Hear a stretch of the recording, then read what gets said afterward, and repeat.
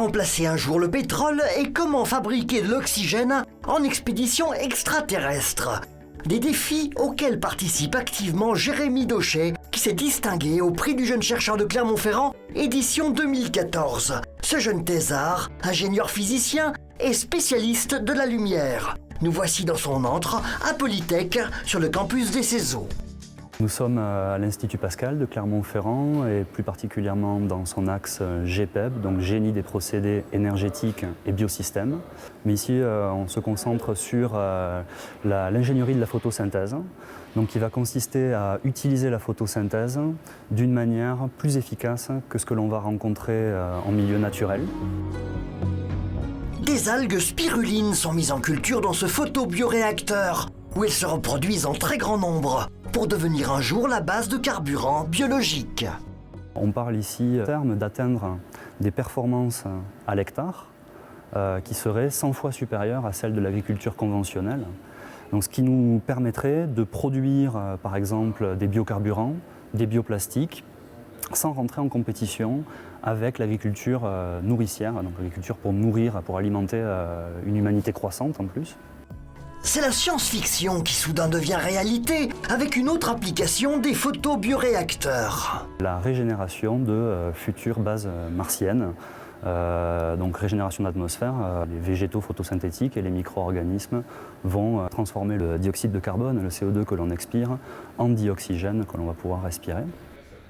Pour parvenir à ce fabuleux projet, capital d'améliorer les performances des photobioréacteurs d'aujourd'hui. Des loupes concentrent le rayonnement solaire vers 1000 fibres optiques immergées dans une cuve inox où les microalgues sont mises en mouvement pour être alimentées au mieux en lumière, en gaz carbonique et en nutriments. Ce prototype s'appelle Dicoflux pour dilution contrôlée du flux lumineux en volume. On va pouvoir apporter la lumière de manière optimale à ces micro-organismes vivants photosynthétiques. C'est la quantification de l'énergie lumineuse, parvenant à chaque microalgue, à laquelle s'intéresse Jérémy Dauchet, spécialiste de la propagation de la lumière dans les milieux biologiques. Ces photons vont être soit diffusés, c'est-à-dire qu'ils vont changer de direction lorsqu'ils vont rencontrer un micro-organisme, des micro-organismes, et de temps en temps ils vont être absorbés par un micro-organisme, auquel cas ils vont rentrer dans la photosynthèse.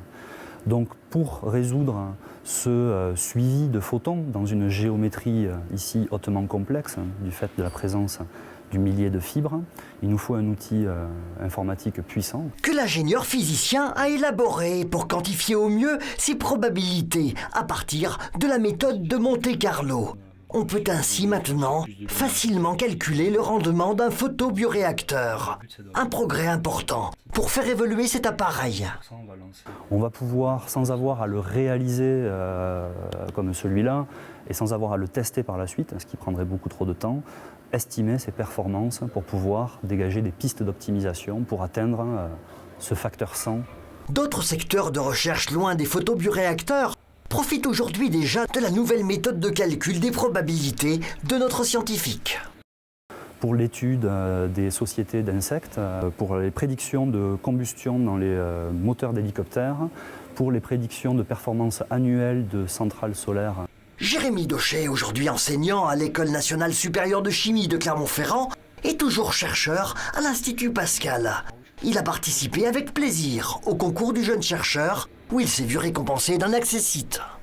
L'intérêt principal pour moi, c'est d'amener le grand public à déjà comprendre quel est le métier de chercheur, qui est central pour moi dans notre société, et aussi de sensibiliser dans le cadre de ma recherche aux problématiques de la transition énergétique et des productions d'énergie renouvelable.